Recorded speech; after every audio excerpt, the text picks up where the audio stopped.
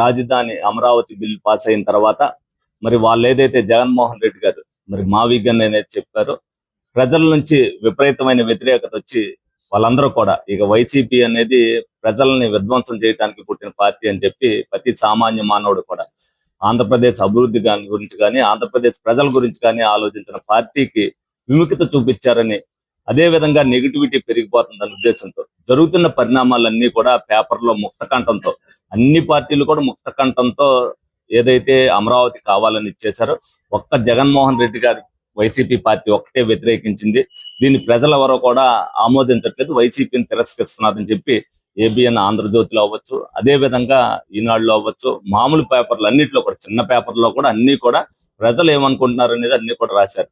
వీళ్ళు ఏదైతే దీన్ని జీర్ణించుకోలేక ఏబిఎన్ ఆంధ్రజ్యోతి మీద దాడులు చేయాలని చెప్పి బహిరంగంగా నాయకుడు చెప్పడం, అక్కడ ధర్నాలు చేయటం, అందులో వీళ్ళే కొంతమంది నాయకులే పాల్గొనటం అనేది ప్రజాస్వామ్యంలో ఏ విధంగా చేస్తున్నారని ప్రజలందరూ కూడా గమనించినారు.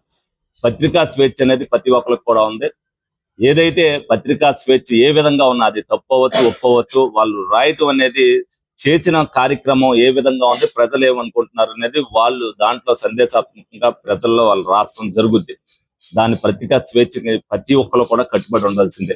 దానికి భంగం కలిగేదిగా వీళ్ళు చేసిన దానికి మేమందరం కూడా తెలుగుదేశం పార్టీ తరఫున, జనసేన పార్టీ తరఫున, బీజేపీ పార్టీ తరఫున మేము అందరం కూడా ఖండించడం జరుగుతుంది. అదే విధంగా ఏదైతే మొన్న కూడా మరి అచ్చెన్నాయుడు గారు ఏదైతే చెప్పారో ఆ రోజున 2009లో రాజశేఖర రెడ్డి గారు ఏదైతే చనిపోయినప్పుడు వాళ్ళు పదవి కోసమే చూశారు, అదే విధంగా ఒక్కసారి మాకు ఛాన్స్ కావాలని ప్రజలందరినీ కూడా మభ్యపెట్టి 2019లో తీసుకోవడం జరిగింది. 2019 నుంచి 24 వరకు ఆంధ్రప్రదేశ్ ఏ విధంగా నష్టపోయింది, ప్రజలు ఏ విధంగా నష్టపోయారు అనేది అందరికీ కూడా తెలుసు. అవన్నీ మళ్ళీ కప్పిపుచ్చుకోవటానికి ఇవాళ ఏదైనా గొడవ జరిగితే ఒక ఇంట్లో గొడవ జరిగితే వాళ్ళిద్దరి మధ్యన ద్వేషం పుట్టించి, కులాల మధ్యన ద్వేషం పుట్టించి, లేకపోతే పేటల మధ్యన ద్వేషం పుట్టించి మళ్ళీ లబ్ధి పొందాలని చెప్పి వైసీపీ ఏదైతే ప్రయత్నం చేస్తుందో దీన్ని ప్రజలందరూ కూడా గమనించాలి. ఎక్కడా కూడా శాంతి భద్రతకి విఘాతం కలిగించేటట్టుగా చంద్రబాబు నాయుడు గారు ఎక్కడా కూడా ఒప్పుకునే పరిస్థితి ఉండదు.